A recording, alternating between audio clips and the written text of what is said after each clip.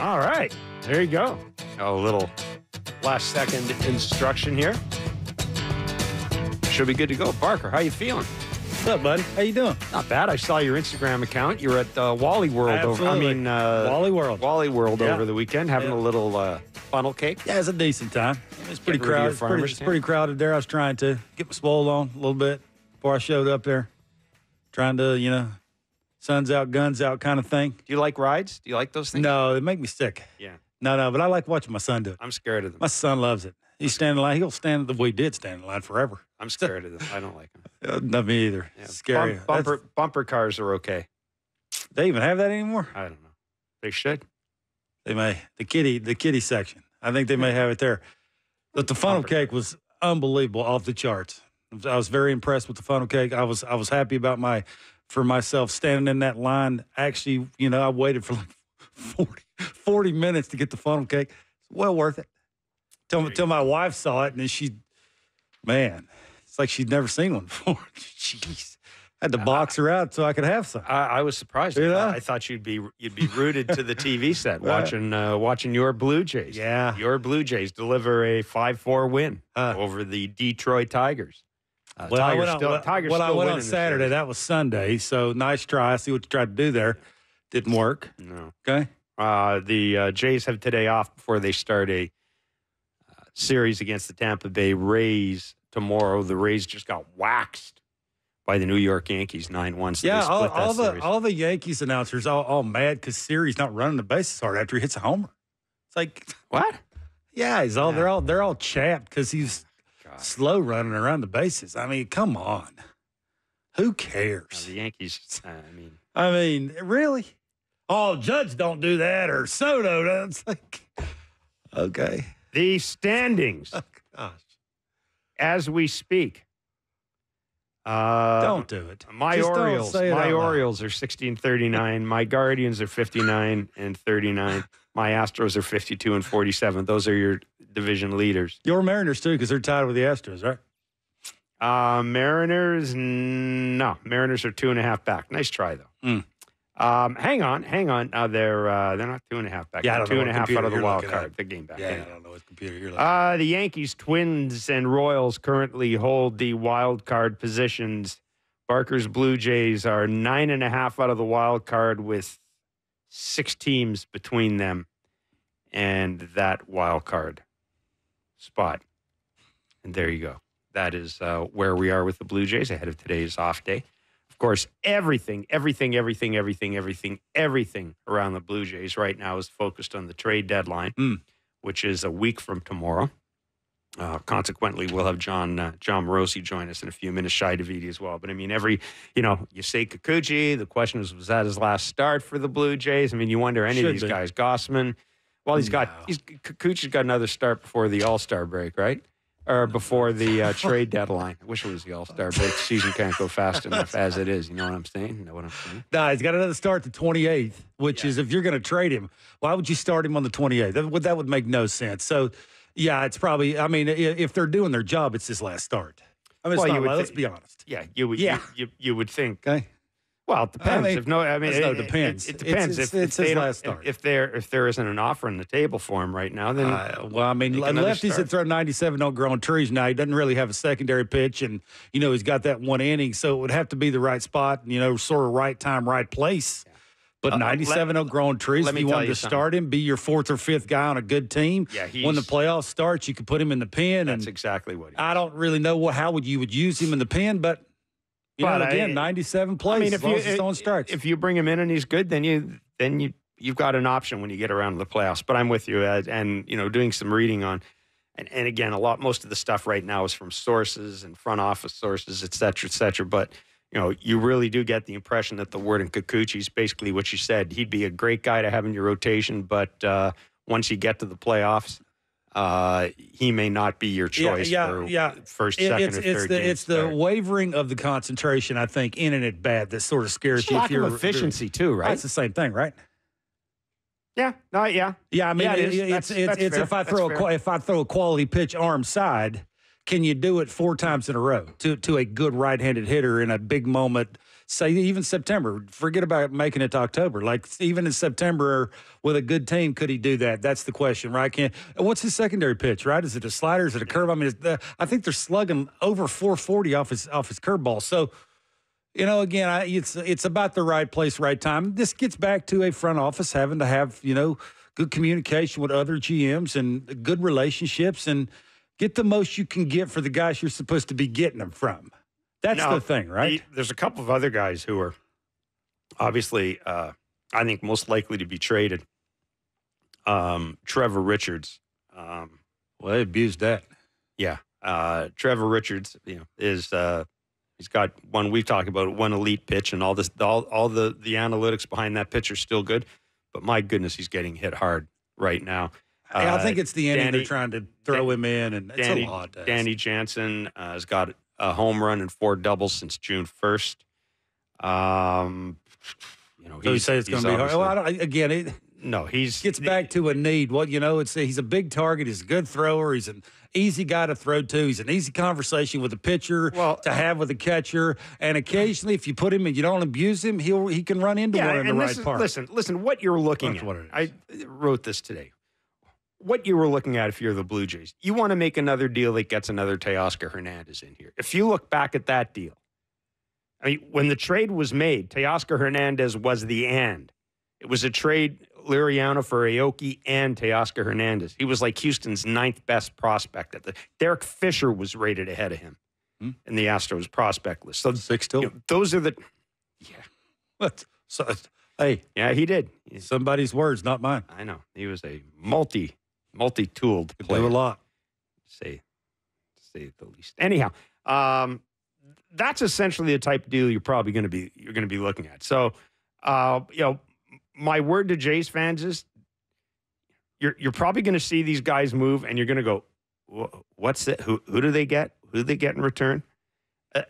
That's basically what it's going to be. I mean, there's going to be a lot of Steve Pearce for Santiago Espinal, that's just the way it is with these guys. I mean, the only way the Jays we've talked about, the only way the Jays are going to get something is if they maybe move Jose Barrios or maybe Jose Barrios is this year's Luis Castillo, and he gets you, the haul that the Reds got for in 2022. Yeah, I'm not even sure that would happen. On a good team, he's a number 3. He's not a 1 or 2. But again, I'm just pointing out this is kind of where we are with the Blue Jays. So Jimmy Garcia at least is back and is healthy. He's had one outing. Those are, the candidates I think right now that based on everything you're reading over the weekend that are most likely to be traded are Kikuchi, Jansen, Richards, and Garcia. I don't know, Chad Green, maybe somebody takes a look at him.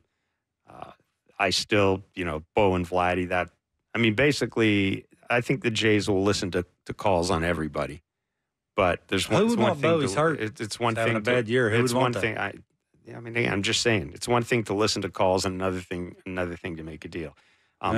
Somebody may call and say he's hurt. We'll take him, thinking they can get him on the cheap. Yeah, those 2 deals might have to be made after they finalize what they're going to do with the front office. Yeah, that's what I wrote today. You hope that. My hope is that you get a fresh set of eyes. At least one set of eyes looking at things in the offseason before you figure out what you're going to do with those 2 guys. Because again, you can't mess those up. And as much as Ross Atkins' trade record isn't the mess everybody thinks it is. I mean, most of that is based on Dalton Varsho. The Josh Donaldson thing, you weren't going to get anything for Josh Donaldson at that time. If you look at Ross's trade record at the deadline, it's been mixed, but there have been some hits. Teoscar, I mentioned Jose Barrios. No one remembers Joaquin Benoit, which was a great deal for the Blue Jays in 2016. Yeah. A tremendous deal for the Blue Jays in 2016. Yeah, I don't think anybody cares about that. I think they care about they've had an obvious need for 2 off seasons in a row and haven't done anything about it. But that's the thing, right? What you're going to get for these guys, it's like you said, you're going to be throwing a bunch of names against the wall, hoping one of them sticks. Well, yeah, and you can bring to the big leagues sooner than later. That's what it is. But it's the middle of the order bet. Yeah, it's just. They've got the blueprint figured out on how to maneuver pitching and Get dudes in here. Again, we talked about a lot of home runs flying out of that, being given up by that pitching staff, Kevin. You know? Yeah, that's just quality of the stuff coming out of the pen. The blueprint is, let's face it, that's the rotation trying too hard. Blueprint, let's not lie about it. The blueprint is spending owners' money. Well, yeah, a lot of GMs do that. I know, but you're making it sound as if they've got some sort of magic voodoo. Well, you got to pick the right guy, and you got to have the right pitching coach doing it. Yeah, but you go out and you find a guy who's a free agent. You give him more money in an extra year than anybody else is offering. It seems to work. They just don't know how to do it on the offensive side. But further to that point. So, and that's my that is Ross Atkins' track record is mixed. But having said that, we've been pretty clear in this show, I'm not entirely certain. No, I don't want to move in the crown jewels, and I think Bo and Vladdy are very much. You get rid of Vladdy, the lineup, so watch. And more to the point. Well, I'm just mentioning it, but more to the point. I think the fans would be an open revolt if Ross is allowed to move either of those. I think if you trade Vladdy, you're trying to turn around and find Vladdy. No, at least this Vladdy. At least this Vladdy. Just throwing it out. I don't like to hear it. It's Monday and it's depressing. It's not depressing. It is depressing. You talk about trading Bo and Vlad. We all know that. And the Bo thing's going to be very hard to trade. It's just this Vladdy, you can sort of see the light at the end of the tunnel and what everybody's talking about obviously you want to sign when they talk about that one really, really good year that he had. This, you know what? I mean, this is like the same conversation everybody's having it. But let's talk about something optimistic here. Positive. George Springer. If only George didn't have another year left in his contract, you might be able to trade him. I don't know why you'd want to trade him. Well, what if this is the George you're going to get for the next year and a half? Like, why wouldn't George? Why wouldn't this George? You didn't hear me. I said if it wasn't for the contract, I'd if you're a contending team and if you only had a year left with George, not 2 years. Maybe. Well, I mean, I'm sure if they really wanted to trade and wanted to pony up and eliminate one of the years for a person who wanted to come a calling, but I mean, what would not tell you that anything you've seen from George lately that consistently that can't happen going forward? You're buying that? Yeah, like hitting 96 to the pull side in the air don't grow again. I just wonder why it's taken so long. That's the only thing. That's the thing they need to figure out. Maybe there's other guys that have went through. I've said this to you a bazillion times. It's amazing how long the slumps last.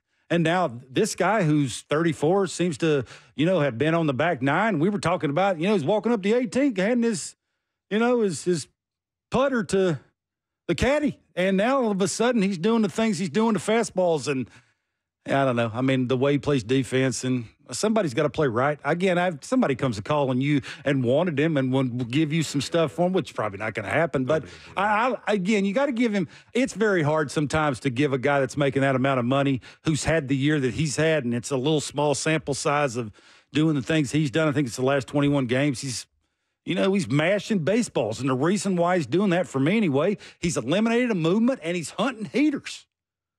It's real simple. I just wonder, as a whole, in an organization, why this don't happen from day one. Like, from day one. Make the quicker adjustment, and how do you beat the guy at the spot? George is starting to do it now because he has talent. He can help a baseball team. So, yeah, him and Vladdy lately here has been doing some things, which is kind of fun to watch, right? I mean, you want to see Springer in the last 3 games, 5 for 12 with 3 homers and 6 RBIs. Vladdy the same, 5 for 12 with 2 homers and 4 RBIs. Got a nice little thing going on with Spencer Horwitz in the number 2 spot as well. He can hit velocity. He doesn't have an obvious hole, which is easy for John to, just get out of the way and leave him in there. Hopefully, fingers crossed. Put him in there against some tough lefties. He has quality at bats. Not afraid to walk in front of Vladdy. Now Vladdy's driving the ball in the big part of the field. So, yeah, I mean, this is sort of what the next 63 games might look like as you're trying to find out what next year, and hopefully you don't crawl into the offseason. You're running into it. Since we last spoke, which was Friday, Bo Bichette has gone on the IL with a moderate strained right calf. As someone pointed out, a moderate strained right calf sounds suspiciously like when people used to talk about a mild concussion. a calf strain is a calf strain. It's his right one, too, which is a big, giant worry. Yeah. Remember when we were there Friday and we were sitting there and I saw the two-strike approach and I was like, man, look at that. Barker, he sees the Barker scoreboard. pointed out, it was interesting because Barker pointed out that he was using his two-strike approach the first at bat. He didn't have the leg kick. And I remember you saying to me at one point, I mean, either he's doing that intentionally or it's because the calf muscle's still bothering him. You said that. Yeah. And then next at bat, he sends the ball into right field and runs, comes up lame, and so he's on the IL with a moderate calf strain, and that's a couple of weeks thing. And let's be clear, once the trade deadline passes, there's really no need for the Jays. I mean, there's no need for the Jays to rush him back right now. But once the trade deadline passes, you might as well say to Bo, just get ready when you're ready. Yeah, we've seen people with calf issues. They have Josh Donaldson. Yeah, they have problems. Well, now he has weird looking giant, like oddly. But that's the guy. That's the guy I thought of. That's the guy I thought of right away. Yeah, it's just that back leg. As much force as he puts on it because how high lifts his leg, and he's not the biggest of dudes, right? He can't overcompensate and put pressure on some other part to sort of take the pressure off of that. So, yeah, I mean, look, I was talking about whenever I first saw that his first at bat, he's dropping the two-strike approach, and I'm thinking, man, he's seeing the 220 just like I'm seeing. He's tired of doing that, right? He wants to get some hits, so. And then he had that at bat where he was trying to run to first base, and he got hurt. So I would just take your time. Let him figure it out, and maybe a mental break and a physical break, and maybe he'll come back and change everybody's mind. Jon Morosi was host of the Road to Cooperstown. I'm sorry, he is host of the Road to Cooperstown podcast. He's also an MLB Network insider. He joins us now on Blair and Barker. Mr. Morosi, as always, it is great to talk to you. You were in Cooperstown this weekend. Adrian Beltre, Joe Mauer, Todd Helton, Jim Leland going in. I saw Jim Leland's speech, and it was great. I mean, it was Jim Leland. It was Jim Leland. The only thing that was missing, John, is he should have lit a cigarette up in the middle of it or something like that.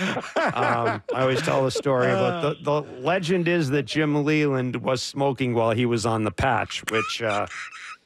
Anyhow, great. It was a cool class, wasn't it? That was a very cool. Oh my gosh, it was an all-time class, and thanks for the invitation as always to be on the show. I'm here at the airport in Albany, flying home tonight, and actually this morning we had a roundtable with the 4 Hall of Famers that we had on MLB.com. And it was so much fun. The day after we get together at Doubleday Field, and so it's at the historic ballpark there in Cooperstown, and it's just a smaller gathering, and it's really cool to see the 4 of them the morning after. The stress is gone of the speech, and they could just now begin their new lives as Hall of Famers, and just the unique stories. And I thought, again, Jim Leland found the most poignant words today in talking about what his election and what yesterday represented. And he said he hopes that it represents to all the minor league players and all the minor league managers to keep grinding, because he has often said with a lot of pride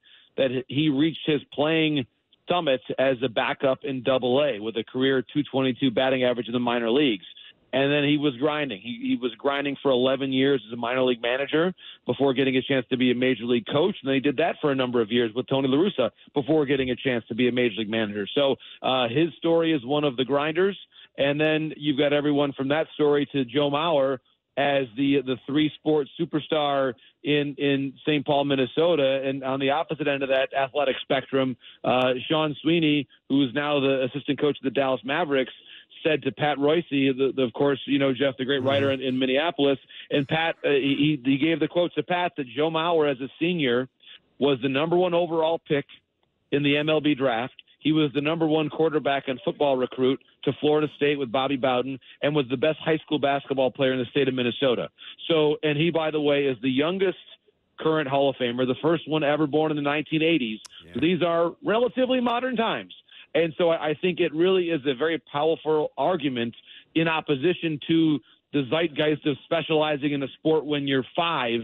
You don't have to do that, kids, because Joe Mauer was up there as a first ballot Hall of Famer. He played 3 sports all the way through high school, and he still plays backyard hockey on the ice with Justin Morneau every winter in Minnesota. So his is the story of the multi-sport greatness. John, I'm wondering about Jim Leland. I know you covered him as a manager. You probably I covered him as a manager during the postseason and a little bit during spring training, so I certainly didn't get a chance to spend a great deal of time around him. He is an emotional guy. How does a guy who is that emotional last as long as he did as a manager? I've often wondered about that. Yeah, Jeff, it's a great question. And I think, Kevin, I'm sure will have some insights on what makes for a great manager. And I mean this in a positive way when I say emotional. I'm not saying that he was 100% flying off the cuff. No, I know what you mean. I think that it's a couple things. Players, and I'm talking about superstar players who were considered to be problematic or complicated perhaps in other places, loved Jim Leland. Gary Sheffield, top of the list. Yep. There's a great interview Harold Reynolds did with Sheff in the offseason when Harold asks Sheff about Jim, and he starts to cry. Barry Bonds gets very emotional talking about Jim Leland. Jim could connect with everybody for, I think, two real reasons. Number one, he does have that authentic soul where he is who he is all the time. And I think professional athletes, the thing that they respect in leaders the most is honesty. If you tell me I'm going to get benched today, if you give me a reason, you tell me to my face, I'm okay with it. But if it's games in the media, leaks, and not communicating because I'm afraid of a confrontation, that doesn't work. And I think that eventually festers.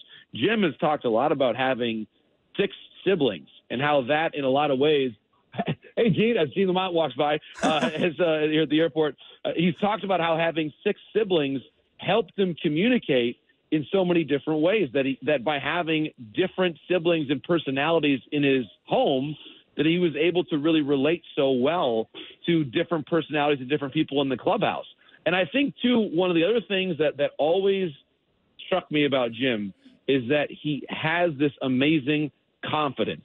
In the midst of that humility, in the midst of I think, having to always feel like he had to prove himself as the double-A catcher, as he describes himself, he always knew who he was, and he was always feisty.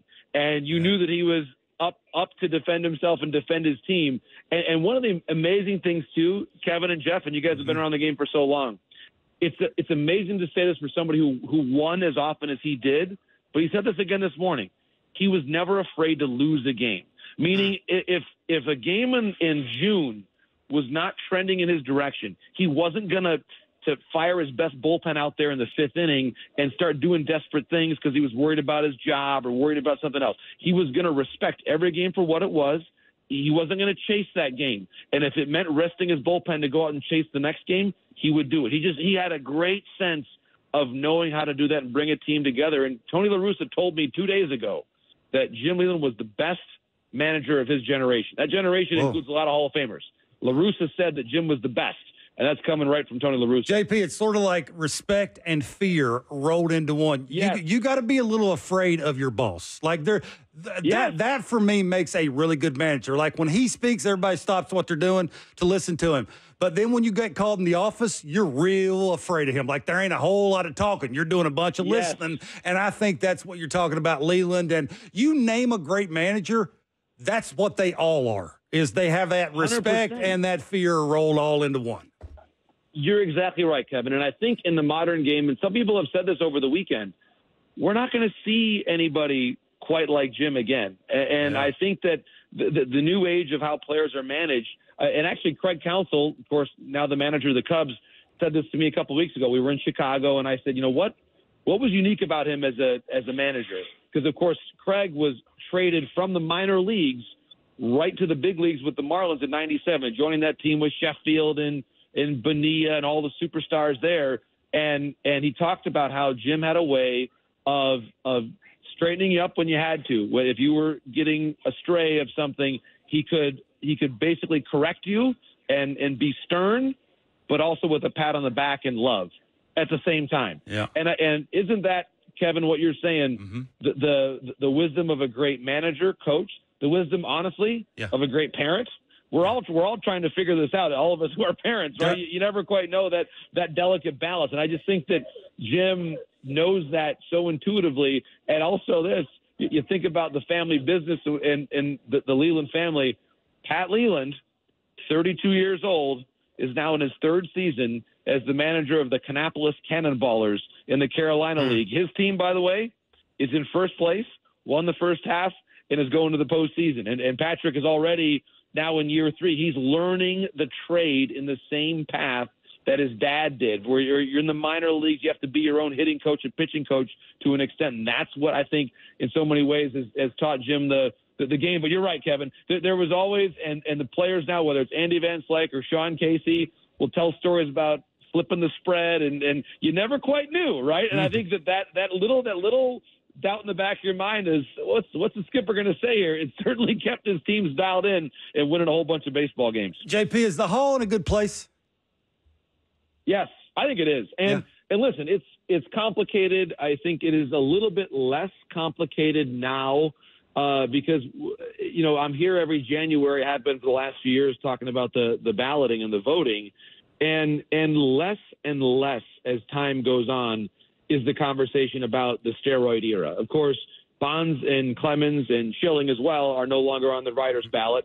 Alex Rodriguez, honestly, is almost an afterthought. We get to him at some point in time in the show, but I think we were maybe 45 minutes into the post-show recap in January, and Joel Sherman was sitting next to me. He said, "This is the first time we've talked about Alex Rodriguez." Like minute 45 of the show. Yeah. So it's just, however we've decided to reckon with it as a group, we've done it. I voted for Bonds every year. I voted for Clemens every year. Bonds, people can criticize the writers if they want. 66% of the writers voted for him in his last year on the ballot. So 2/3 majority is a super majority in most other areas of life. And but for the Hall of Fame, it requires 75%. And so I think that we've kind of dealt with that complicated era, and we'll deal with other complicated things going forward. But I think in general, it was good to have a manager who turns 80 this year in Jim, and then the youngest Hall of Famer that we've got in Mauer, 40 years apart, both going in. And I think you're starting to see leaders of this younger generation. And it was interesting. George Brett made the comment that, back when he first, of course, started coming to the Hall of Fame, his car was the last car. That's the order of the parade. It's the senior most people and then Brett in the back.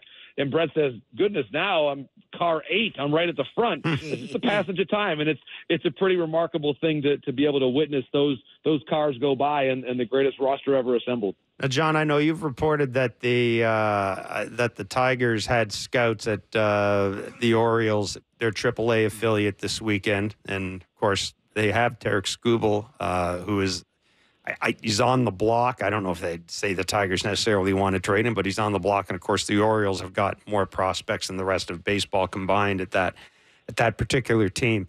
A couple of things. Do you think, what would it take for the Tigers to move Tarek Skubal? And secondly, if you're the Blue Jays and you're sitting there with Yusei Kikuchi and possibly Chris Bassett, I guess Kevin Gossman to agree, but let's just assume Bassett and Kikuchi are the two guys most likely to go. Are you getting held up because guys like Skubal and Crochet are on the market? I think to an extent. I think that, so to answer the second question first, I do think that the big-time teams in the marketplace, Baltimore, the Dodgers, maybe the Padres, are going to exhaust the Skubal or Crochet possibilities as long as they're out there.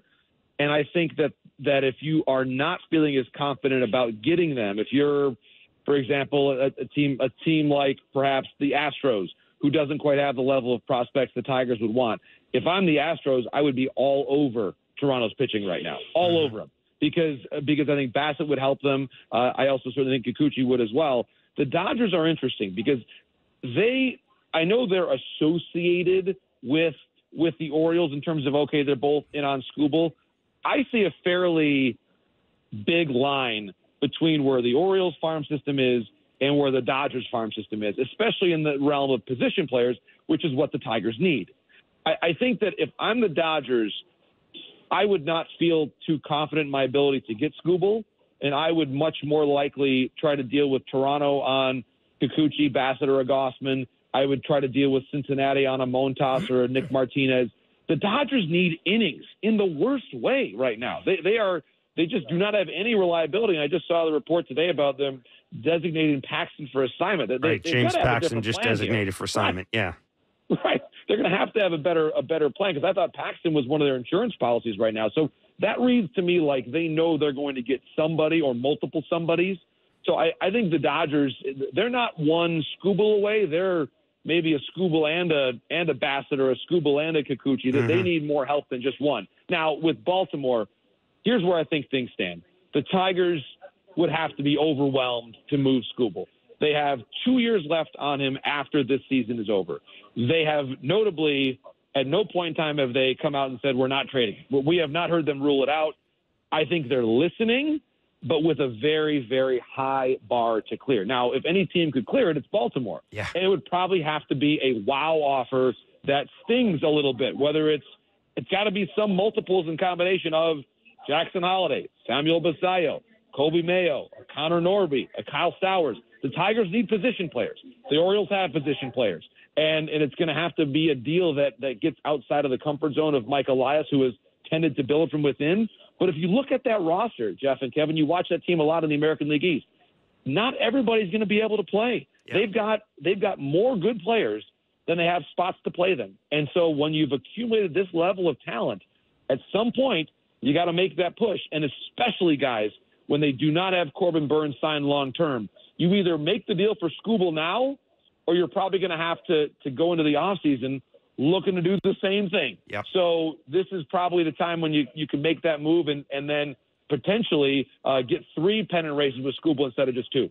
Yeah, now that Max Fried, too, is hurt with the Braves could come a-calling to the Blue Jays, right? You mentioned all the pitchers that the Blue Jays have. They could come a-calling, too. I'm sure a Bassett or Gosman could help the Braves. I got to ask, and we can put a little bow on this and let you go. We know you're at the airport. There's no way they're trading Vladdy, are they?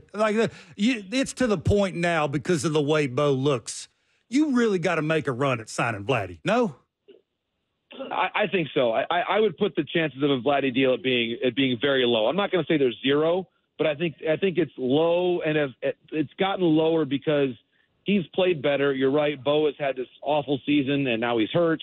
I think that for a lot of reasons, Vlad is the future of this organization. If you can sign him, that's a big if, obviously.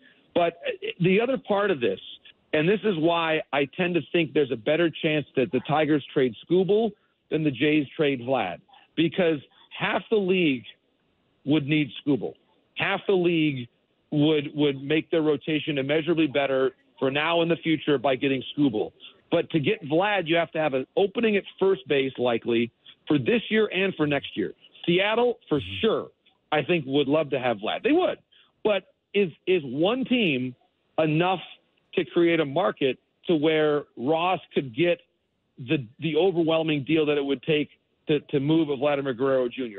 That's the one team I'm watching here. Again, I think the chances of a deal are probably lower than 30% here, and maybe even much lower than that. But that is the one team I'm watching, just in case they really get to some overwhelming level of an offer. I don't think they will, but I as much as Vlad has put on a great show this season, there's just not as many teams right now looking at a first baseman as are a starting pitcher, a stud like Skubal. And that's, I think, why the market dynamics are just different, and why I think for a lot of reasons the Jays should go headlong into trying to sign Vlad, and likely realizing that Bo is probably not going to be around Toronto after next season. John, we're going to let you run. Yeah. Safe travels, my friend. Thanks for doing this. Be safe, buddy. Thanks. Thanks for the conversation, guys. Really appreciate it. Thank you. Ya. Jon Morosi, the MLB Network, host of the Road to Cooperstown podcast. And again, Adrian Beltre, Joe Mauer, Todd Helton, Jim Leland going into the Hall of Fame. Congratulations to all 4 of them. It really was a great class. And if you have a chance to check out Leland's speech, I know where I'm against the clock. I just wonder how if you regret giving one of those speeches and having only like 12, 15 minutes to give it. Like, I know, like the running joke is don't do 35, 40 minutes. Nobody wants to pay attention to 35, 40 minutes. It's just like that speech rolled into 20 years and 13 minutes. Like, how do you do this? It's just like, it can't be the easiest thing. I used to dream about that, Jeff. I know it's hard to believe, but I was in the backyard throwing rocks in the air, hitting it with a broomstick, thinking about my speech inducted into the Hall of Fame, how I was going to give it. Now, obviously never happened, but I wouldn't think that'd be the easiest thing to give, is my point and my question. Yeah. I think it's always amazed me how Yeah, we're up against a clunker. But it's always amazed me how people are able to distill their career into a brief time. I mean, there are guys who have speeches where they go over, but it's remarkable how many times guys manage to pull it off and with humor as well. And it's great because I can tell you, haven't been to it, hotter than hell sitting out in the middle of that stinking field, man. You got to love baseball. You got to love the dudes going in the Hall of Fame to do that. We are going to take a break. I've got Jays tickets to give away. Bo Bichette had something interesting to say, sort of. Kind of, according to Bob Nightingale. We'll talk about that. Shi Davidi, Ryan Spilborghs, all that ahead. It's Blair and Barker for a Monday on Sportsnet 590. The Fan, the Sportsnet Radio Network on Sportsnet. All right, well, got some stuff we got to take care of. Joey Votto, remember how excited we were on Friday? Well, how excited Barker was on Friday that Joey Votto was playing at AAA Buffalo. Joey Votto did not play at AAA Buffalo. He hurt his ankle during a pregame routine, and as far as I can tell, how do you do that? As far as I can tell, just by looking at the stats here, I mean, I'd be lying if I said I spent all weekend wondering about Joey Votto, but as far as I can tell by looking at the stats here, he's not yet played. James Paxton, Big Maple. Such a bad person. I just saw him pitch last night. Yeah, he's 8-2. I didn't realize that they could do that. Like that they could get rid of decent pitching. The Dodgers. Oh. They got enough pitching to do that? Maybe they don't think he's decent. Anyhow, the Dodgers DFA'd James Paxton. Which would, suggest that they're probably getting ready to make a move of some description. Oh, I would think. And Bo Bichette. Now, I'm only reporting this because I trust Bob Nightingale's sources. Bob Nightingale's on the West Coast, and we do know that there are former Blue Jays and former Expos, but former Blue Jays around the Dodgers and on the West Coast. Apparently, according to Bob Nightingale, Bo Bichette has told, this probably doesn't come as a surprise. I mean, I think we kind of figured this out based on how he's been this year and what he said. But according to friends of Bo Bichette, he would, quote, welcome a trade. To the Dodgers? From the Toronto Blue Jays. Just welcome a trade. Huh. So there you go. That and again, if you're shocked at that, you probably haven't been paying attention to things. Now, that doesn't mean that the Jays have to trade Bo, obviously. He's under contract for next year. Do players even demand? Is it such a thing that a player demands a trade? I don't think you can demand a trade anymore. Certainly, as I said, the Blue Jays don't have to do that. But I mean, Kevin, look, we've talked about this year. On every level. I mean, body language, and I think you're right. Body language. If you hit 220, your body language is probably going to stink too. But some of the comments we heard, that interview Bo did in San Francisco, he's being honest, but it's like there were these little sort of tiny little aggressions, tiny little points of not controversy, tiny little points of concern between Bo and the Blue Jays all year long. Like I just don't understand the point in coming out and actually saying that to anybody. Like I'm sure the front office for the Blue Jays knows that the relationship between you and the Jays. Yeah, but on the other hand, if Bo, let's say if Bo says that, if Bo says to Kevin Biggio, dude, make sure you get a 2-bedroom condo when you're in LA because I might be joining you. I would say make $11 a year, get your own condo. Yeah, that's what I'd say. But or you get one and I'll move in with you. It's not. All I'm saying is, the fact that he says that to friends and it gets reported. I mean, I don't blame him for that. What do you think? You don't think Vladdy's talked to his friends and said, if these guys don't sign me, I'd like to get the hell out of here.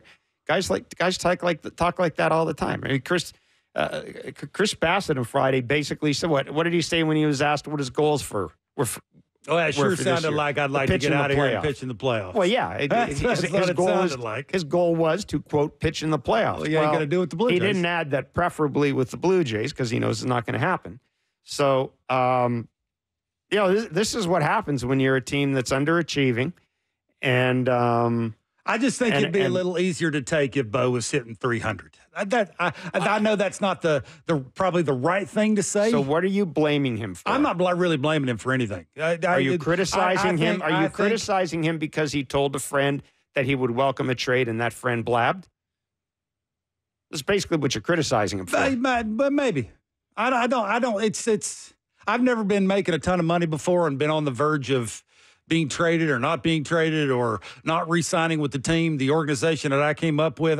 It's a different animal when you're signed and you're part of the core and you're the everyday shortstop for a team that's the only team in a country trying to win a World Series. That's so I don't know because it's all eyes on you and everybody going to be listening. Everybody going to be listening. So I don't know. Bo's always been good to me every time I've had a conversation with him. Yeah, the only reason, as I said, the only reason we'd report is the fact that Nightingale's got good sources. Is it a big deal? I could care less, but it would just be easier, I think, to take if Bo was raking. That's all. What would be easier to take? Him saying whatever he wants to say to a plethora of people. If he wants to say that to the pregame show for the Giants, giddy up. What did he say? Whatever he said. We played it. I mean, it just gets back to the point where he's saying something. All he said is he answered a question honestly. And I'm sure he knew that it would set the cat amongst the pigeons doing that. But, yeah. And again, this is all predictable. This is all. It is. It's predictable based on the lack of on Bo's performance this year. But it's also this is what was going to happen with these two guys if you didn't get them locked up before they became free agents. Yeah, and I'm sure there's conversations in the offseason, right, about what, one party wanted to see the team looking like going forward, and it didn't happen. And then, all eyes on the core. We believe in the core. Well, the core needs help. I mean, even the core knew it. Hey, it did. What else you see this weekend that excited you? Anything? Yeah, I think Vladdy was a big deal just because of when now he's getting good pitches ahead. He's not missing them. I think that's a big deal. I think the Springer thing, beating the guy to the spot. Look, I mean, we were talking about this dude being done and how can you get rid of him? And now all of a sudden some of us rose to his defense. Some of us rose to George's defense. I'm not going to mention names. Are you finished? Are you finished? Yeah. Now, some of us go ahead. Now you would like to see him up in a big spot in the 8th inning against a dude that throws a bazillion, wouldn't you? Yeah. Yeah. So I like that. And maybe it had a combination of a bunch of things. You change this, you get hot for 2 days. We're going to put you in the leadoff spot and you can be George again. Now he looks like George again, So I think that's a couple of things. Jimmy Garcia coming back. Now the velocity was down on all of his pitches, but he's throwing all of his pitches for strikes. That's a big deal. I think the Trevor Richards thing, if he's here going forward, they really need to take a step back and do the kid a favor. Throwing him in a plethora of all kinds of different situations, the 1st inning, the 6th inning, the 8th inning, the 9th inning, it's just a lot to ask. The pixie dust is wearing. Worn off. He's got to be. Look, I've stood behind that. That is filthy stuff, right. But it's got to be working. Everything's got to be right for it to be working because everybody knows it's coming now. And I don't think you can run. I don't think it's necessarily the best thing to run him out in back-to-back days against the same team. It's just very hard. It's very, you know why John's doing it. Oh, yeah, because he's got no confidence in anybody else. So I don't blame him. But it's not fair to the player. Sometimes you just got to take a step back and look at the player. So, hopefully going forward, Trevor's a good dude. He's done a lot for this organization. Just the human side of me would love to see him be traded to a decent team who's got a decent chance of making a decent run. I'm not saying win the World Series, but a decent run at this thing going forward, being in a good pen where they don't have to use him in the 8th and 9th inning or even, the 7th inning against the meat of the order and 2 of them's left-handed. Listen, that would be kind of nice. So I'm hoping that happens. You can make the case that over the last 3 years, he's been one of the most valuable components of this team. Where would they be without him? After you get rid of Jordan and Jimmy Garcia for long periods of time and the front office did nothing, what would this team be without this guy?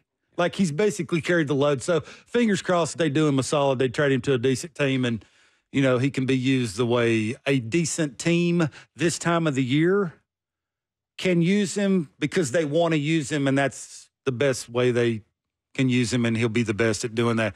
I think the Horowitz thing, man, they do look like they found their second baseman. No? Just the way he plays defense, the first move, the up and back. I mean, we talked to John about what was the worry defensively. He seemed to think it was the up and back, right? It was the first move, turning your body, running back on the ball, stopping, turning around and catching it, or having to catch it on the run over your shoulder. First basemen don't ever do that. It's rare that they do that. And then the ball coming in, right? The high chopper, getting it in the short hop, making a throw on the run, sidearm from a weird arm angles. Like, I'm hoping once the trade deadline passes that they just stick him at second base all the time and forget this moving to first base. I mean, he's not going to be their everyday first baseman. That's going to be Vlad if he's back next year. I'm just tired of seeing the Vladdy at third, Horowitz at first. Just stick him at second base. Do you know this front office? That's what they dream about, right? It's versatility. But I'm hoping that if running dudes all over the place. If IKF comes back, I'm hoping you see a little bit of stability. IKF, Jimenez, Horowitz at second, and it's a lot to ask a guy moving around. Now, moving, I think, from second to first is not a huge deal, right? But you know what I mean. Work around the bag is the main thing. There's nothing wrong with that. Buck Martinez talks about. There's nothing wrong with having an everyday player at one position. Teams have actually won World Series, believe it or not, with the same dude playing the same position like 140 games of the year. Yeah, it is hard. It is remarkable how first baseman around in the middle of the infield, right? I mean, that's not the easiest thing. I mean, we know why they do it. Because I almost said something bad there. Yeah, it's look, I think Ernie Clement for me right now, going forward, used him in the right way, put him in the right position on the field. I think he's part of your bench going forward. Now, again, the front office is going to be totally different, and the eyeballs are going to be looking at players a little differently, so you would think. Then this front office will be looking at certain guys the way they're going to fill in the blanks. But, dude, he can hit a fastball. He can hit an elevated fastball. He can hit a breaking ball down now. What's like Davis Schneider? That's to you right now. Because that's kind of – that looks a lot different than it did about – yeah, Davis Schneider for me now. Is he behind Clement and Horowitz in your thinking? Well, can you play him every day? I don't think you can. Could you play him 3 out of 4 days against 3 tough right-handed pitchers with a slider down and an elevated fastball? I wouldn't. I don't think so. He's borderline. The eyeballs looking at a guy saying, boy, have we tried there's a checklist, right? We talked to a pitching coach checklist for guys on when they get to the end of the checklist, they sort of just move on from the player, right? Yep. Are they at the end of the checklist? That's the thing you got to ask yourself, right? Has he tried everything possible? And can he, if he does this, start hitting this more? Yeah. I mean, that's not because he's a fan favorite and he's a really good dude, but you can't have a bunch of them dudes who are easy outs coming off the bench. You just can't. No. Well, you just can't going forward. So they're going to have to make tough calls here. Right? The good thing is I know that there are a ton of Davis Schneider fans out there, and the good thing is that we'll probably get a read. There's going to be a pretty large sample size on him by the time this year is over. If things happen as we expect them to happen at the trade deadline, I think we'll have a pretty good. Let me ask you a question: Could Ernie change, hit a breaking ball better? That I don't. I would think so. Can Schneider change and start hitting fastballs more consistently? I think the chances of changing and hitting a breaking ball are better. Answer your question. Shi Davidi is Sportsnet's MLB insider. He'll join us next. We got Jays tickets to give away. Ryan Spilborghs of Friday Night Baseball and Apple TV and MLB Network Radio. He'll join us as well. He saw the Jays this weekend. We'll talk to him about his expectations at the trade deadline. It's Blair and Barker for Monday on the Sportsnet Radio Network and Sportsnet. All right, welcome back to Blair and Barker. So we mentioned that James Paxton, Big Maple, has been DFA'd by the Dodgers.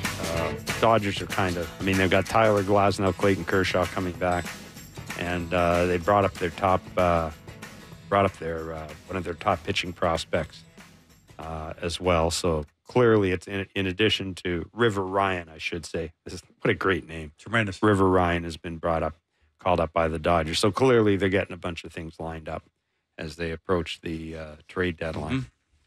Also got to mention this. I mean, I'm not going to laugh, but you probably know over the weekend that Ozzie Albies of the Braves is injured. He's out for multiple weeks. So the Braves went out and signed Whit Merrifield today.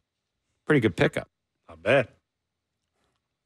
Kevin McAlpine reporting, I can't make this up. This is like 29 minutes ago. Whit Merrifield was working out in the field this afternoon at Truist Park and took a ball off the finger. He's currently being evaluated by the Braves medical staff. So stay hot. Yeah, it used to happen to me all the time. Put my hand in there too soon. Bing. Ball hit me into my finger, tear my fingernail completely off. You know what I did to it? Just reach in there and yank it off, take a little duct tape, roll it up. No, hit me another ground ball. You didn't. You want to bet? Ripped out your fingernail. Absolutely. It's the minor leagues, buddy. Well, yeah, he's not in the minor leagues. Wasn't no tiempo having trainers run out and we go get x-rays. No. Get the reserved roll of duct tape. Make them like they used to, boy. Just saying. No, they don't. They do not. Anyhow, the Jays have today off, but they will start a series against the Tampa Bay Rays tomorrow at the Rogers Center. The Rays were spanked. Sounds funny coming from you. The Rays never say that again. Spanked by the New York Yankees. I can't believe today. that when I was watching that game, that they were making such a stink out of Siri running the bases. You're after still upset about that. I know I wasn't upset. I just it's crazy stuff. Let's bring in Shi Davidi, Sportsnet's MLB insider. How you doing, Mr. Davidi? Uh-oh. We got to call Shi. He hung up. No. He didn't hang up. He didn't hang up at all. So we'll endeavor to get him back. I've got Jays tickets to give away, too. I will do that before the break. Ryan Spilborghs is going to join us as well at the bottom of the hour as I mean, I don't want to spend the next 5 days talking about the freaking trade deadline. So don't. I just don't. Any chance in the next 63 games that Vladdy can hit 14 homers? It's 14 away from 30 in 63 games. How many? There's some positives here. Like that's something for a Jays fan to look forward to. I mean, you know what? Swinging. I'll tell you what. With Springer, Horwitz, and in front of him. Now that he'd be doing something. Like 14 big ones in 63 games. Like he's gonna be facing some teams that'll pitch around him and doing some things like that. But it's something to look forward to. All right, we have Shi Davidi, Sportsnet's MLB insider. Hello, Shi. How you doing? Gentlemen, how are we? Hey, we're doing well. Just getting ready for 10 days of trade deadline talk.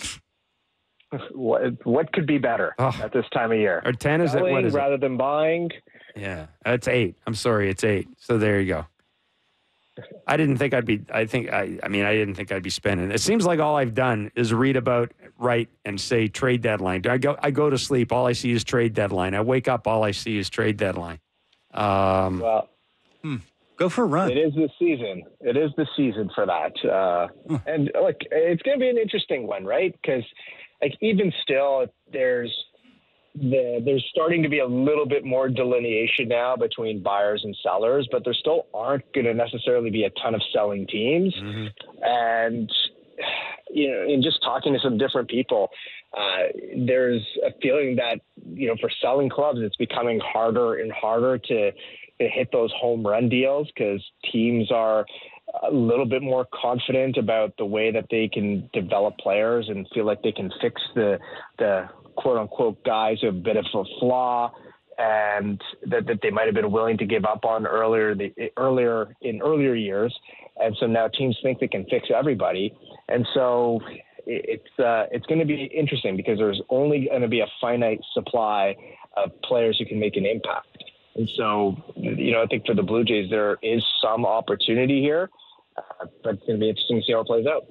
Shi, we just had Jon Morosi on, and we were talking with some of the pitchers who are available on the market, some of the pitchers with control, guys like Crochet and Tariq Skubal. Now, I mean, I can't imagine I can't imagine what it would take for the Tigers to part with him. But the point is, the Jays have got Yusei Kikuchi and Chris Bassett, I think two guys that a lot of people think might eventually be moved.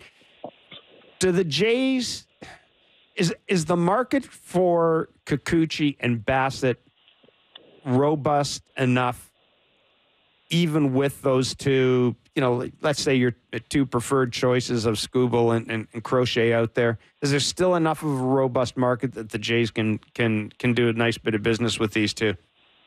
Right. Yeah, there is, because everybody needs pitching, right?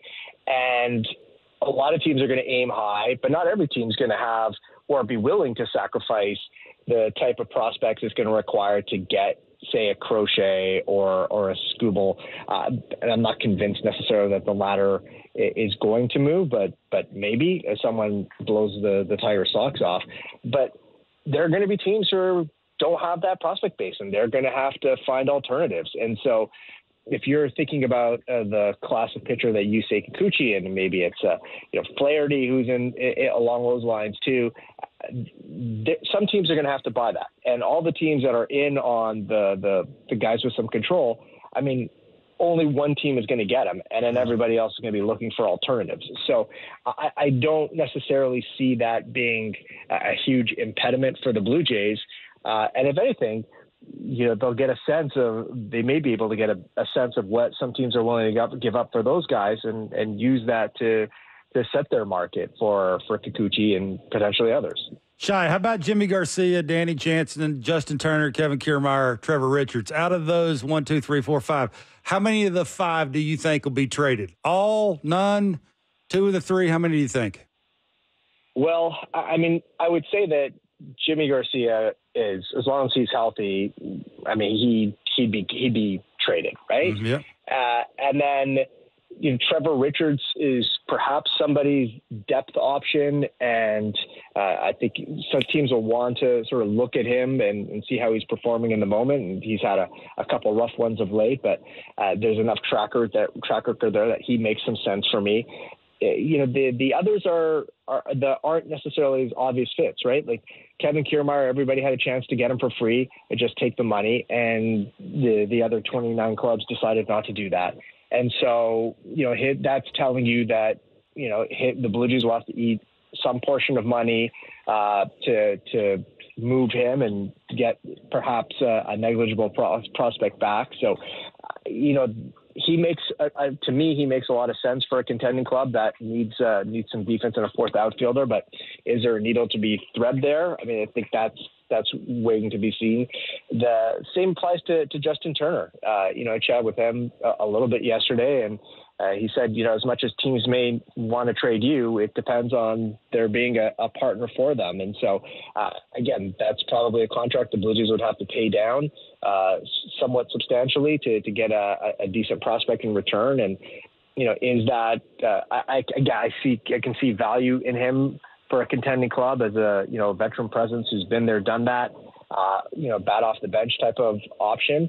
And then with Danny Jansen, team's going to have to find a catcher, or have to need a catcher. And so that becomes maybe a bit of a tougher fit. So that's how I would handicap that group right now going into this week. Shi, as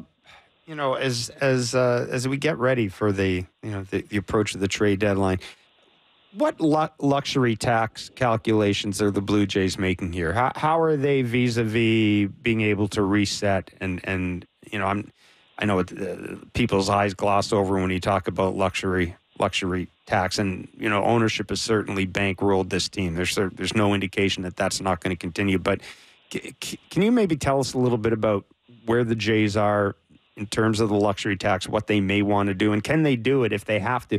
Can they do what they want to do in terms of resetting for the luxury tax while perhaps having to pick up portions of contracts in order to get deals done? Yes, I wrote about this at the beginning of the month, and I have the exact numbers in there, and I don't have the exact numbers in my head right now. But it is doable for the Blue Jays to duck under it, right? Because I think I don't want to guess at the numbers, but again, they are in the piece I did at the beginning of the month. But it's a handful of those players, and obviously, if they're eating some money to get better prospects back, which is often something that happens at deadline time, that would obviously skew some of those calculations. But it is doable.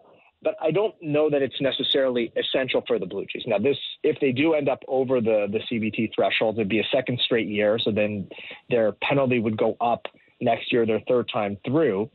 And so it would be a little bit more onerous for them in terms of the tax they have to pay if they exceed the threshold next year. Right. I'm just looking at your article right now. According to Fangraphs, the Jays' luxury tax payroll is $246.6 million. Now, again, this was very late in June.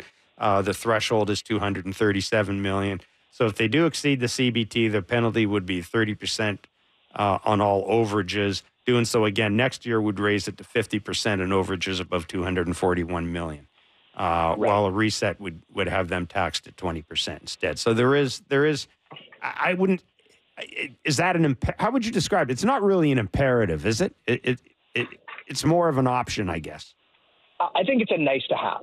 Okay. Right. It's like if you get that, look, they're not in a situation where they're so far beyond the tax threshold that they're losing, placements in the draft, or they're losing some of their international bonus spending room.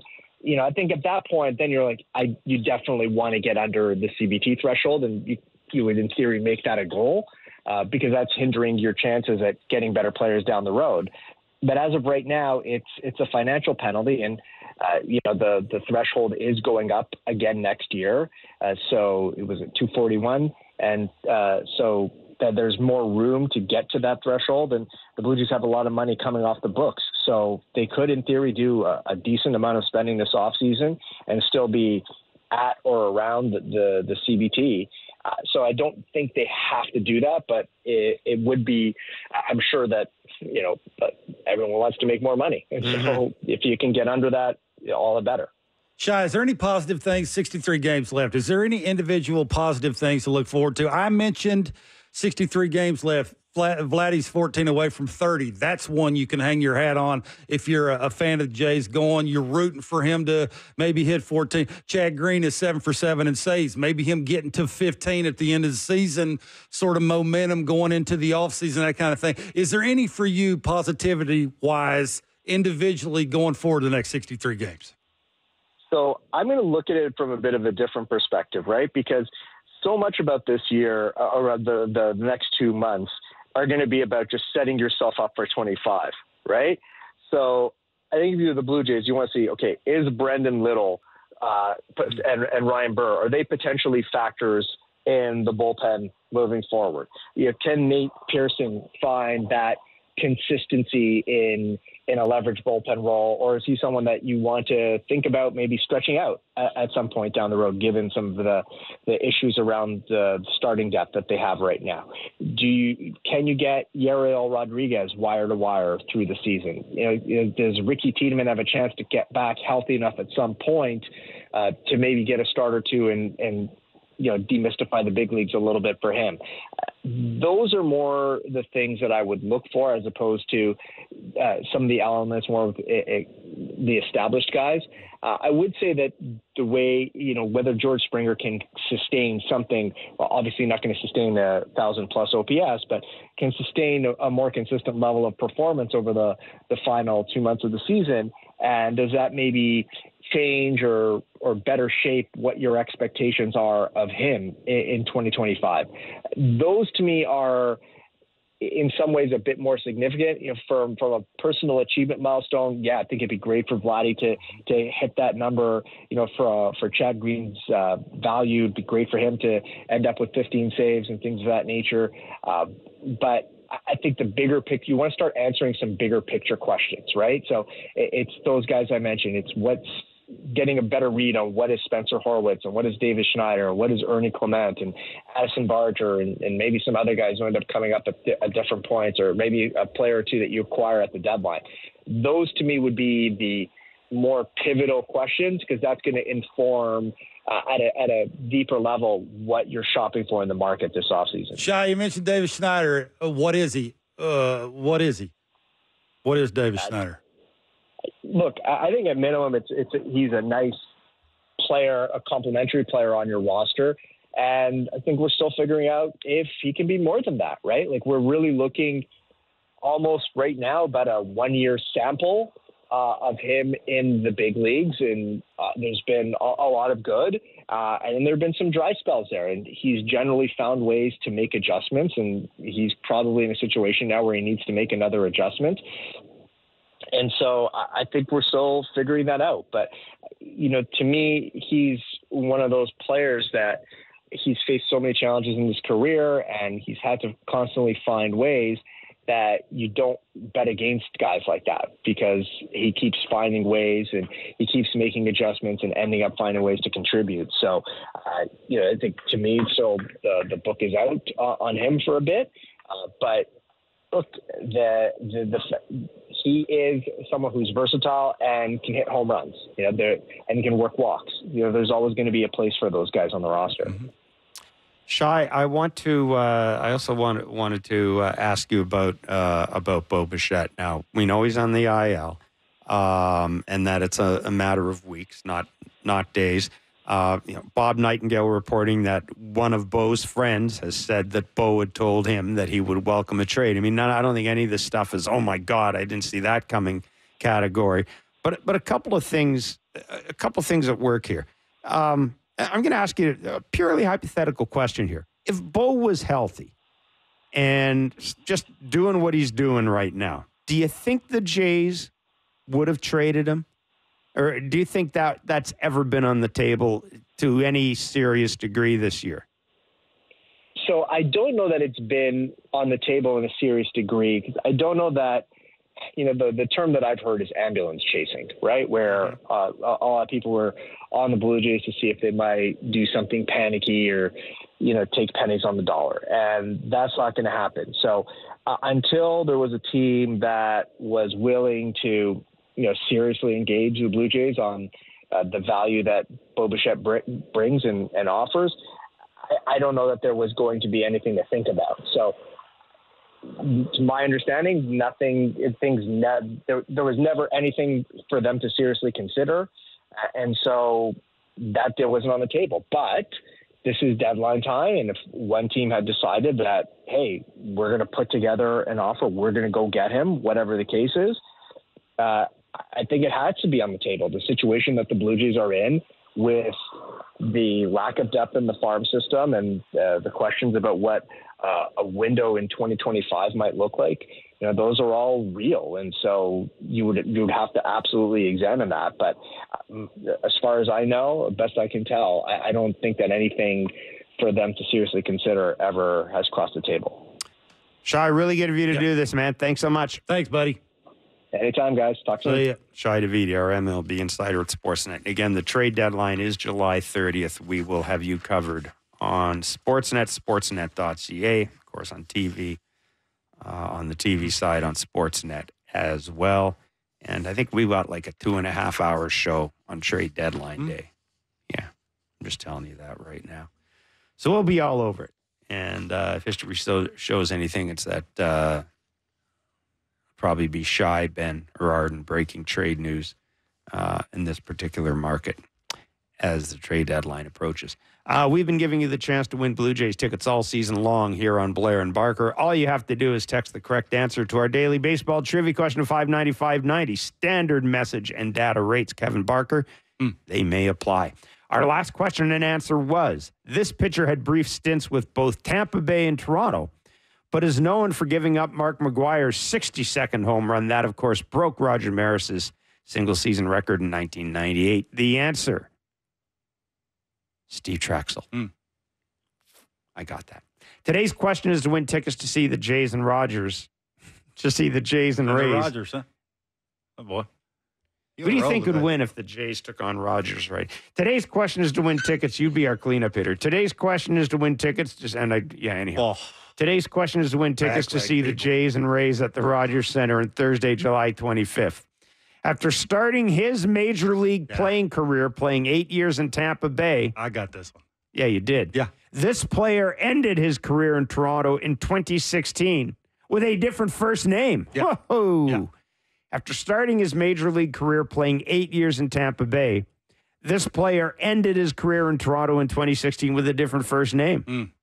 Text the answer to 590 for your shot to win. See rules at sportsnet.ca/590. Standard message and data rates may apply. And yes, indeed, this individual was a teammate of Kevin Barker's in winter ball. Absolutely. With the first name. Not Good as, dude? not Good as, dude? yeah, absolutely. It's that's you said that like you were shocked that he's a good dude. No. I'm asking because I just asked him if he good was dude. always super nice to me. Always. Like always. No, I wasn't surprised at all. I was just asking. Yeah, always cracking jokes and funny and He was a big time player at one point. yeah, he was. And then he had to come to Winter Bowl. Then he had to run into the Kevin Barkers. Well, of the he world. was trying to change things mechanically, and you. That's But they don't let you do that there. no. They give you about 14 games. I was going to say, and if it doesn't work out, You're on the plane. Yep, that's the way winter ball works. yeah. I do remember during the players' strike going down to the Dominican and running into Cliff and Rondell were down there because they were playing winter ball during the strike. Yeah. And I remember checking into the hotel and Cliff and Rondell are in the lobby. And Cliffy. and I'm That's going, a good word. hey, how's it going? Yeah, not bad. Yeah, blah, blah, blah, blah, blah, blah. I could see guys, blah, blah, blah. 7 hours Strike, later. blah, blah, blah. 7 hours later.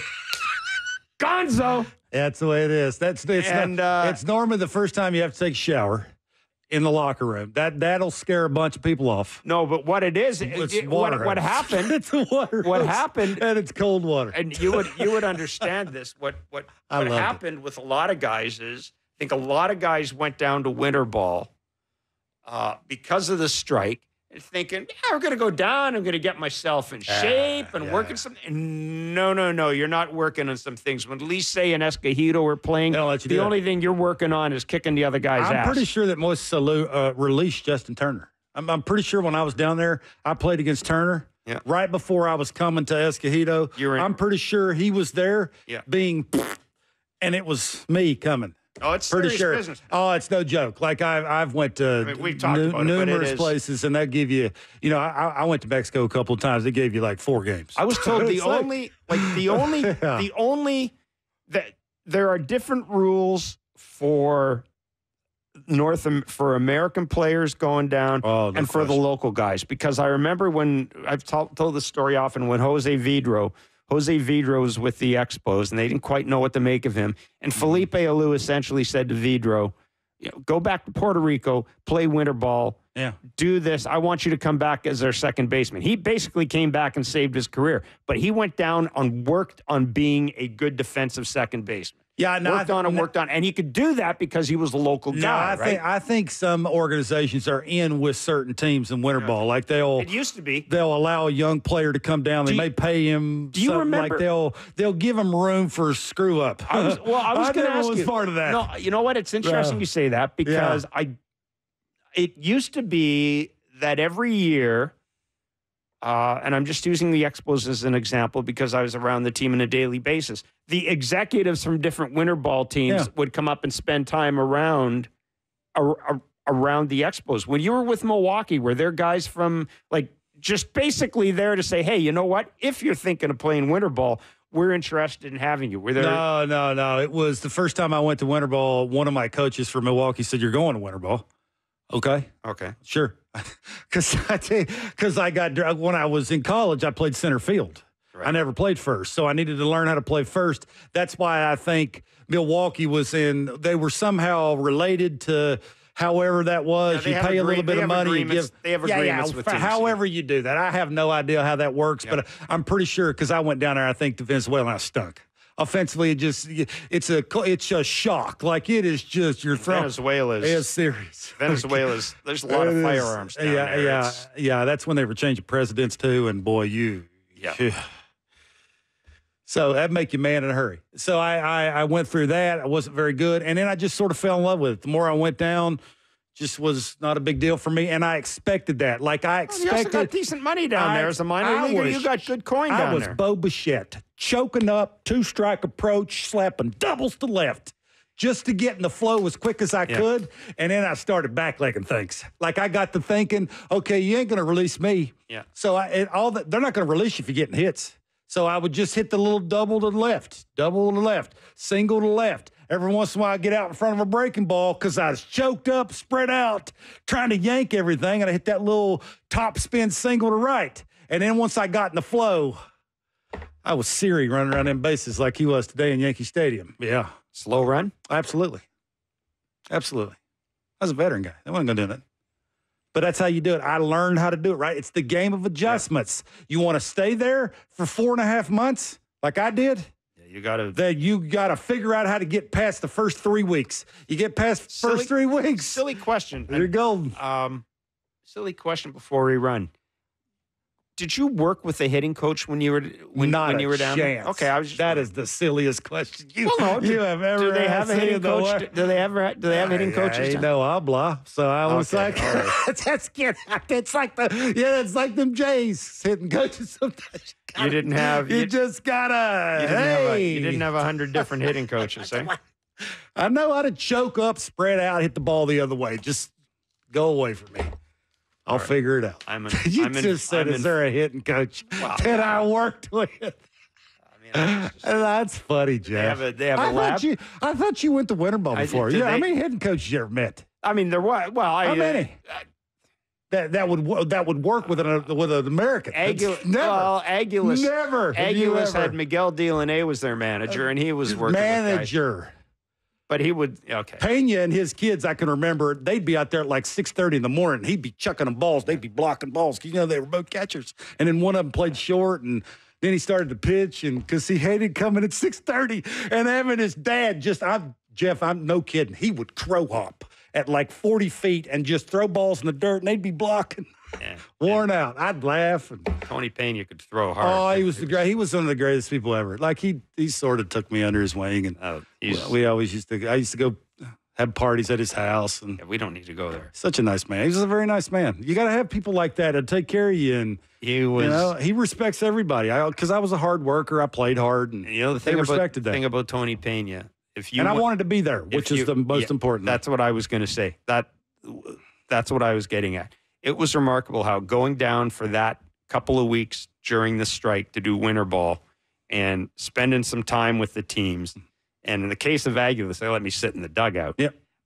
Spending some time with the teams, like they really appreciated the fact he went down. And Tony Pena, every time I saw him, I was like, yeah, because he remembered me going down cover winter ball. I loved it. It is a trip. Made me a man. Oh, it is. Other than my father. My father gets 100% credit for making me a man, but that, boy.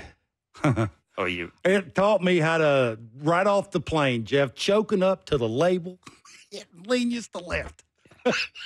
Yeah, there's not a, they don't let you gradually, they don't let you find your footing. You make it through the first 3 weeks, you're fine, but it's getting through those first 3 weeks because you got a little layoff right between the regular season's over, and if you don't go to the big leagues, you got a pretty big one.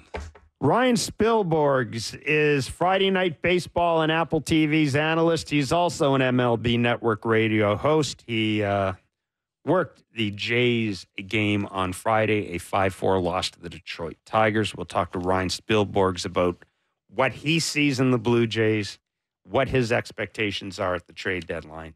It's Blair and Barker for a Monday on the Sportsnet Radio Network and Sportsnet. All right, welcome back. What the hell are you doing? It's like you're mowing the lawn. Who mows like Jon? What? Who mows like that? No, it's not what that is. Doing that thing with your hands that's vaguely disturbing. That's what you do. No, I don't. Yes, right before the show starts. Have a good show, everybody. No, I do not do that. That's, you do. That's 1,000%. Who do you think the people believe? Me or you? Well, they should believe me. I mean, as the journalist here, I'm the one with the... You are a full-blooded Canadian, for sure. What's that guy do? That as a journalist. They should believe you. Not me. The Jays have tonight off. They are, what are they? 45 and 54. They'll get back at it tomorrow against the Tampa Bay Rays at the Rogers Center. I think Shi was right. There's some things that fans could go and actually pay attention to and be excited a little bit look, about. I make the number of people come up to me and said, "How the hell are you going to make it through?" I said, first of all, you got to remember, I covered this team when J.P. Ricciardi was general. There's been some crap years here. I covered the team when Kevin Barker played here. You didn't even know I was on the team. I did. I said hi to you. You did not. I've covered some bad Expos teams. So this is, and again, at least you don't have to worry about the team moving. At least the stadium's not going to fall in. And I like baseball, man. I mean, I'll have no problem find stuff to get interested about and find the stuff that's going to excite me. Remember you said that. I will have no problem with that at all.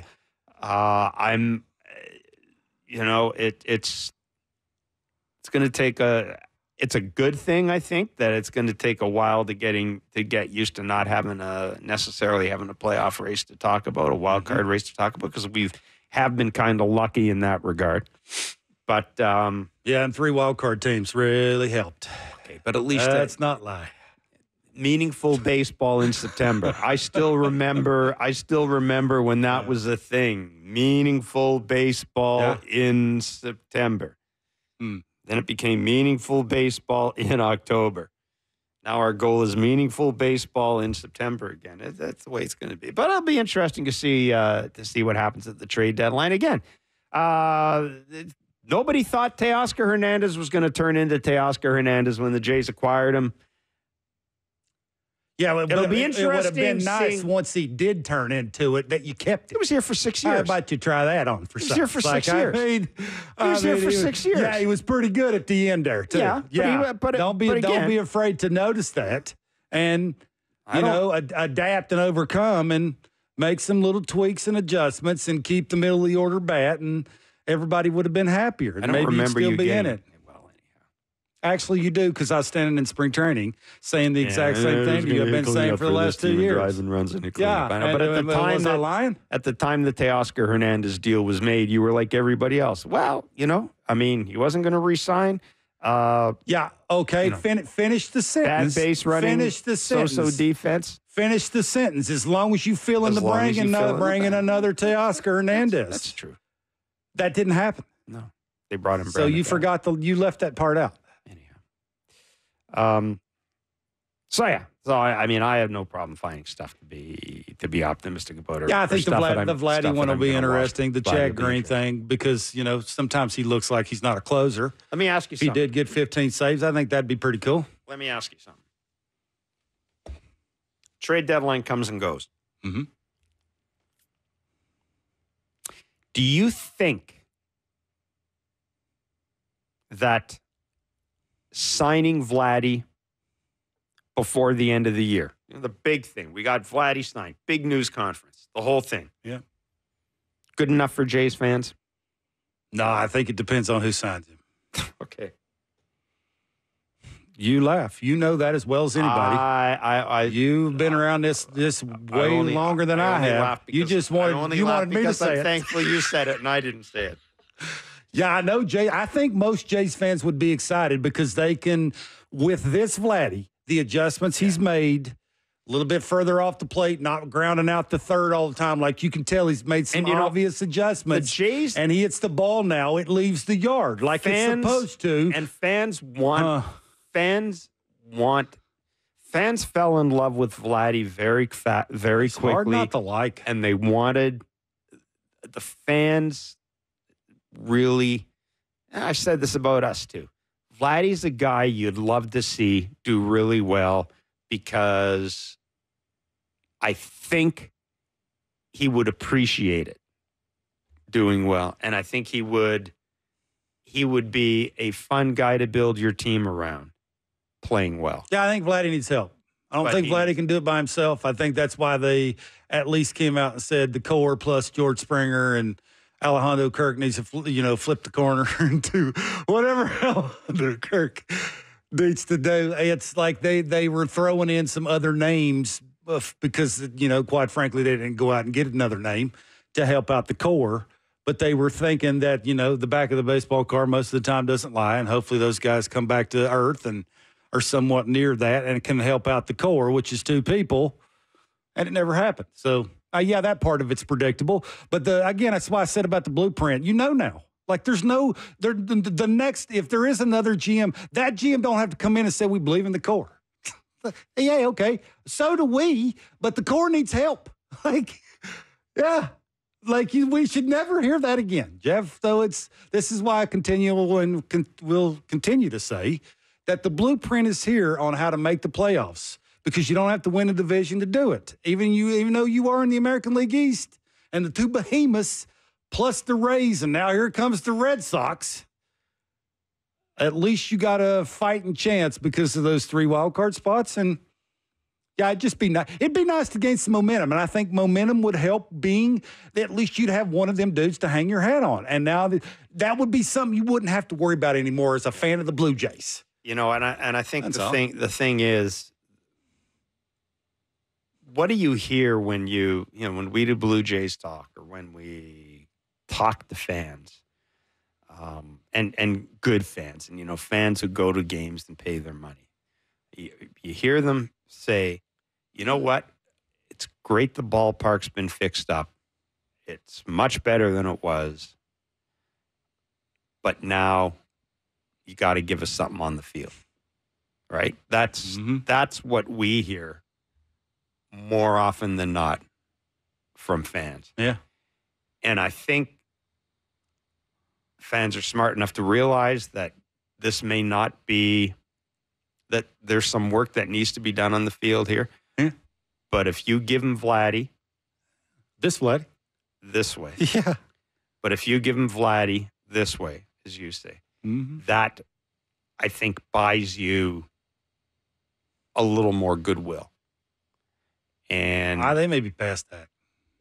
Fans are smart. The true baseball fan, the true Blue Jays fan.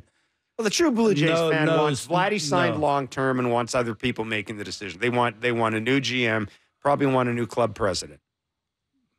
I mean, I think that's probably a perfect world for Jays fans. But perfect world doesn't always happen. But it's been very, and I will give this front office credit for one thing. When it comes to, I'll give them credit for a couple of things, but when it comes to the contractual situation surrounding Vladdy and Bo, they have been remarkably consistent in being leak-proof. Now, whether that's because nothing's happening or whether it's because they've just been very good at not leaking things, I'll give them credit for that. So that indicates to me that maybe we'll wake up one morning in September and find out that Vladdy's been signed. Wow. Very optimistic. I wouldn't hold your breath. No, I feel you know what? I do feel I wouldn't hold your breath. Here's what I think. Here's why I feel that way, because I think that what happened this year, I think what we've seen happen this year has kind of split a wedge between Vladdy and Bo, in that it's no longer a question of how do you get either of them signed? How do you get them both signed? Mm-hmm. Who do you choose to sign? That's kind of been answered now by one's hitting 220 and one's not. But it's been answered. One's hitting 220 and one's not. What have you done for me lately? But it's been answered. Yeah, I guess. And that's something that we didn't. It's something that we didn't. That last year, I think we're kind of waiting for. And so yeah, I mean, I think as I wrote today, I think the path ahead is clear. The question is, who gets to take the team down that path? I think the path ahead is clear. We'll see if you're right. I think the way to put this thing back on the rails is obvious. The bigger question is, who gets to do it? And I mean, that is a fact. Sorry, do we have Ryan? Okay, sorry. Ryan Spilborghs of Friday Night Baseball on Apple TV and the MLB network joins us. Ryan, thanks for doing this, man. Appreciate your time. Appreciate your patience. Look, you were here on Friday. What do you see when you look at this team, this Jays team? You know what? I don't see massive, disappointment as far as watching a group compete. I think where I see the disappointment is you guys have been banged up. The Blue Jays have been banged up. It was tough watching Bichette go down again with the calf injury. Just knowing, how hard he's been working. Just all the different stories throughout the year, right? Like Danny Jansen, every time he does well, he gets hit by a pitch, and then you lose him. But you also have some, I think they missed the boat as far as not bringing Teoscar back when there was a chance, but that's not my dollars. The players that they have, they're supposed to be for run prevention. So you've gotten that. Dalton Varsho is the best defensive outfielder in baseball. So Isaiah Kiner-Falefa gave you exactly what you would expect from IKF. I don't know. When I watch this group, Justin Turner's giving you production like a 38-year-old should be giving production. Mm-hmm. To me, it's more.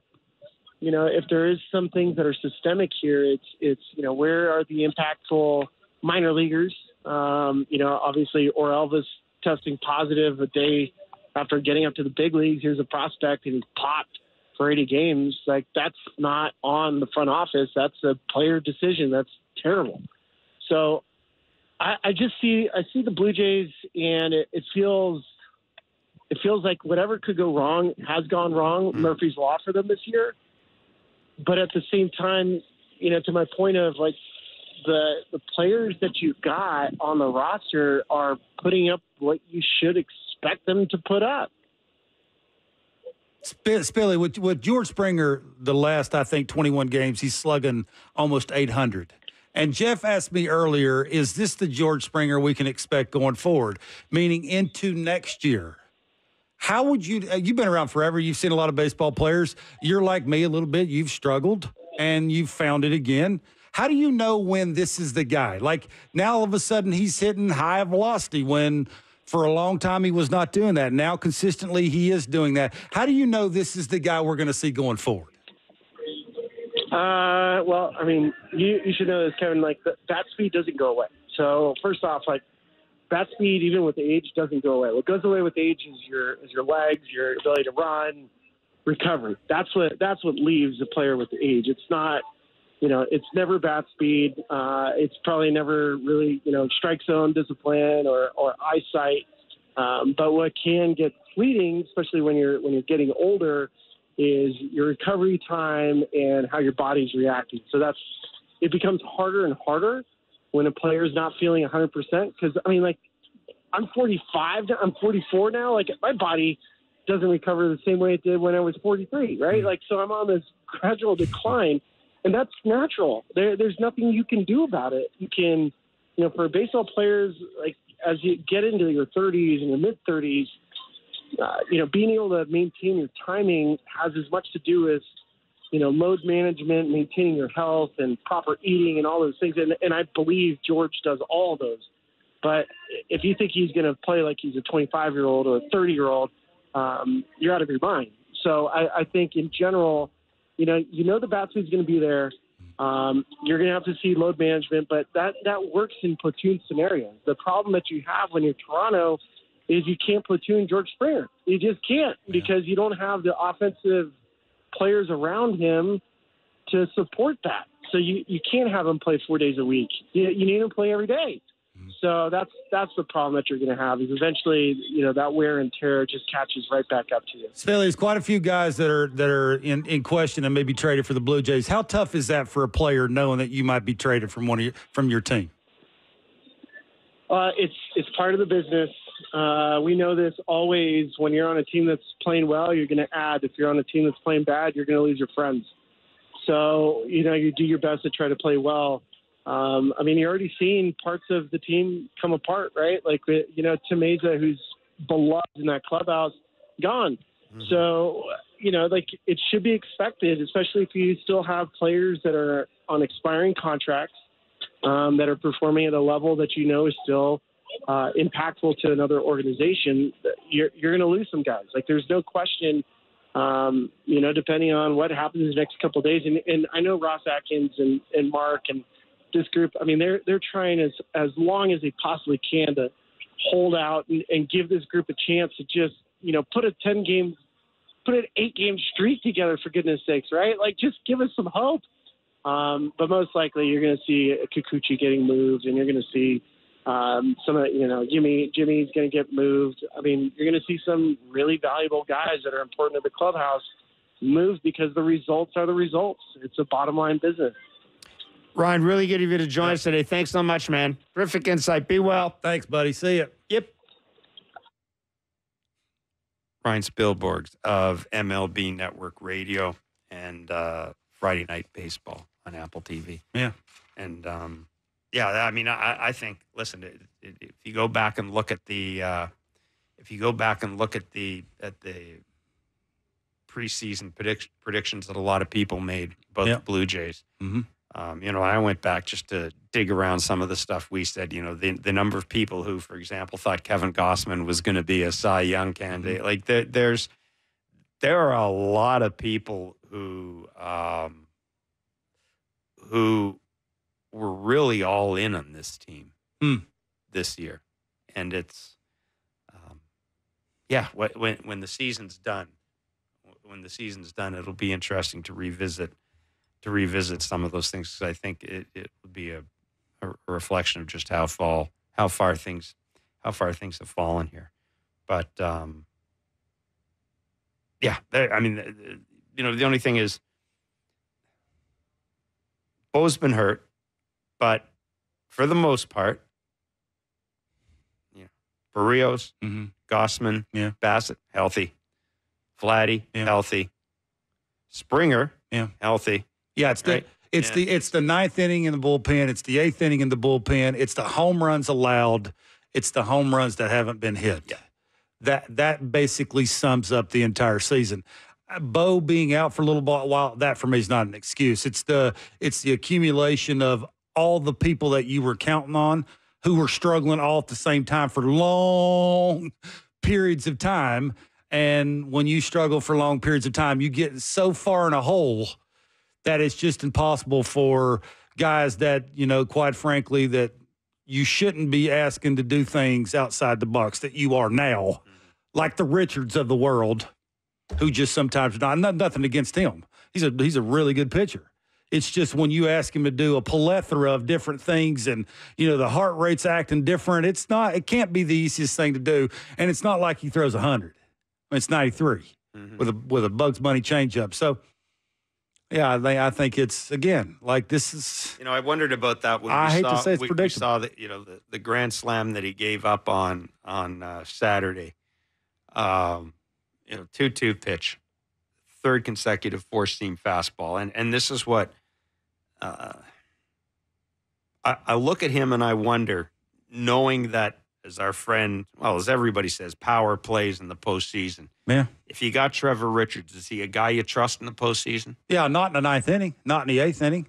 But, yeah, in the sixth and seventh inning, absolutely. Like, that's – as long as you don't abuse it like they have. I mean, John has had to. Yeah, he said – like, he's trying to win and keep his job. But he's just – it's impossible to do that. It gets back to your point of the front office is telling you what they thought of their team by not going out and doing what they had to do to solidify their pen.